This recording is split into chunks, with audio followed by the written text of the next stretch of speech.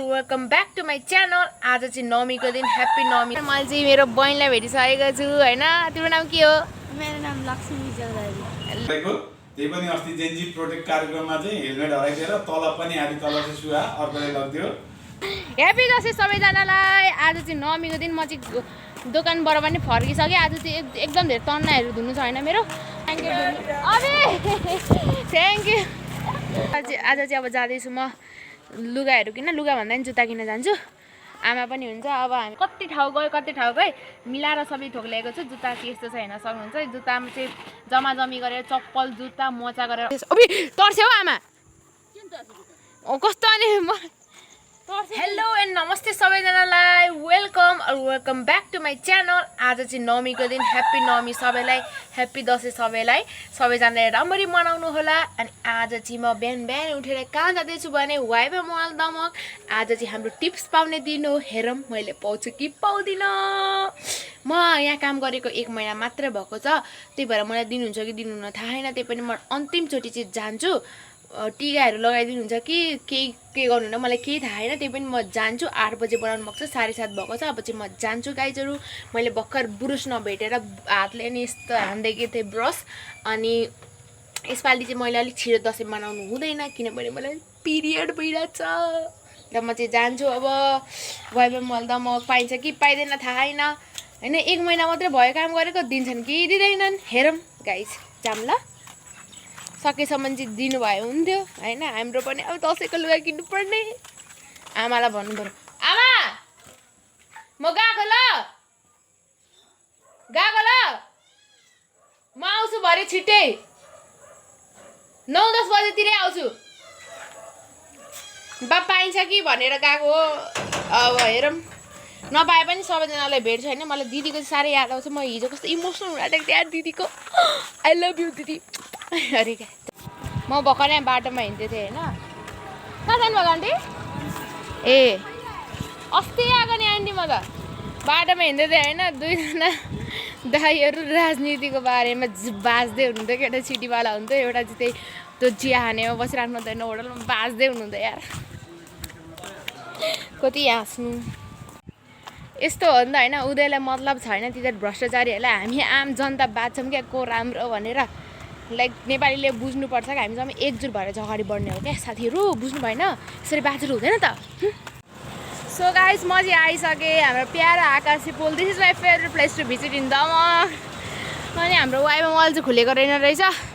म कि ढिलो भयो कि छिटो भयो त्यो थाहा भएन। 8 बजेको छैन, 7:46 भइसक्यो।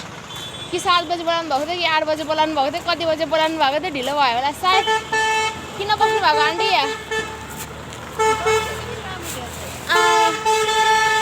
दसैँ कस्तो आयो त आन्टी?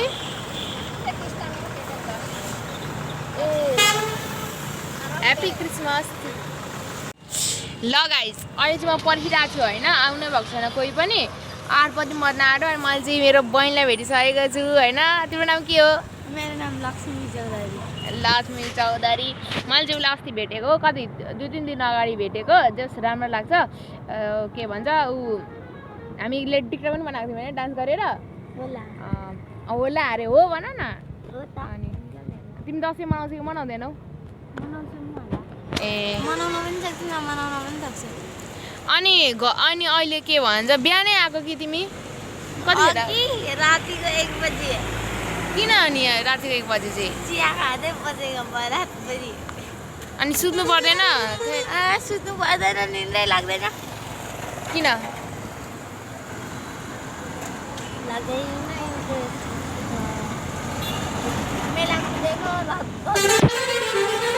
त्यस्तो होइन।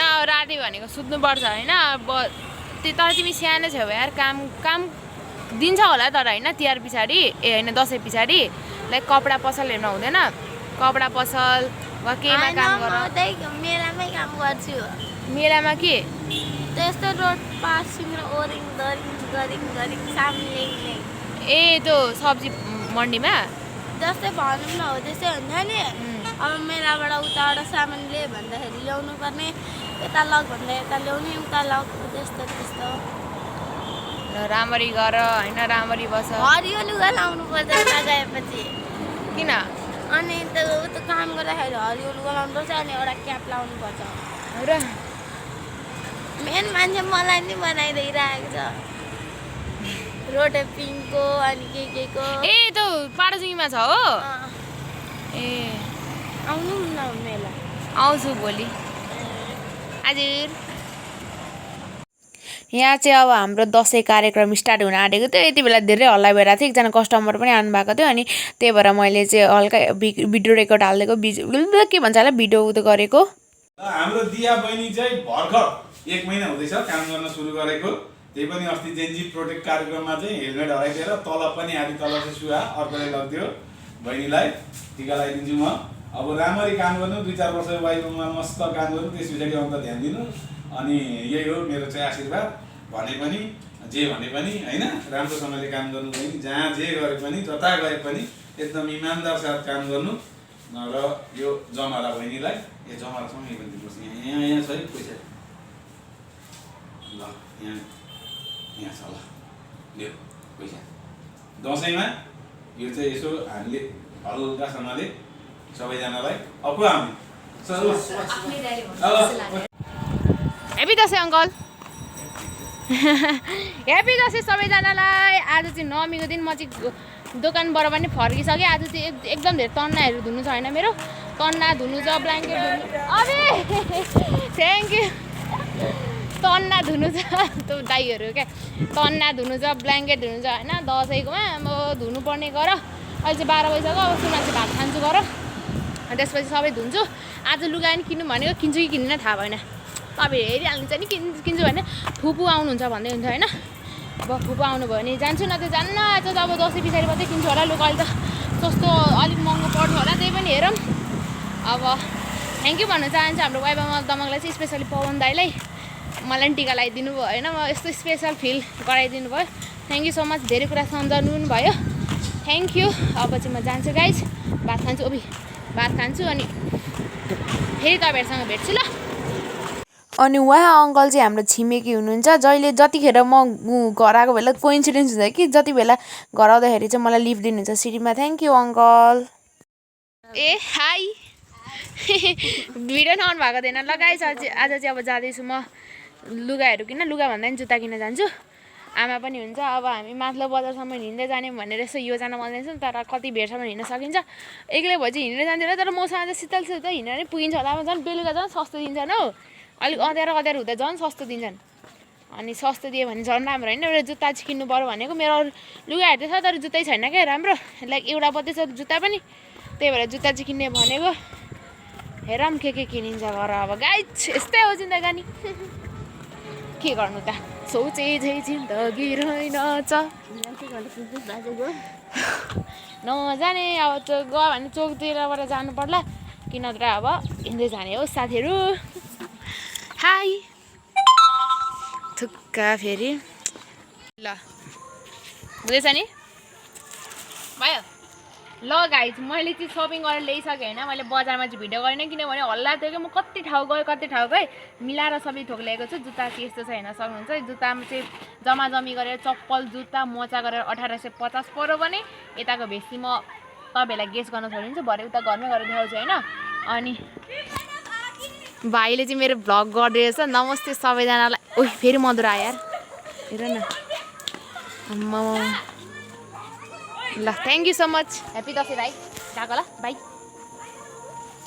रश्मि चाहिँ यहाँ चाहिँ अनि म चाहिँ जाँदैछु गाइज अब घरतिर होइन मैले आज आफ्नै पैसाले सपिङ गर्दा चाहिँ एकदम धेरै खुसी लाग्दो रहेछ जस लोभ पनि ओभर धेरै लाग्छ अगाडि चाहिँ अबि तर्स्यो हौ आमा कस्तो अनि म तर्स्यो नि कस्तो तर्छ ए चाबी मसित छ है चाबी मसित छ त्यही भएर आमा रुङ्दै हुनुहुँदो रहेछ हामी आमा र म गएको थियौँ बजार चाहिँ अब ढोका टक्कसँगले खोल्ने अनि आजको हाम्रो दसैँको सपिङ के भयो देखाउँछु ल तपाईँलाई गाइज म चाहिँ अहिले हेर्दैछु रोडिज होइन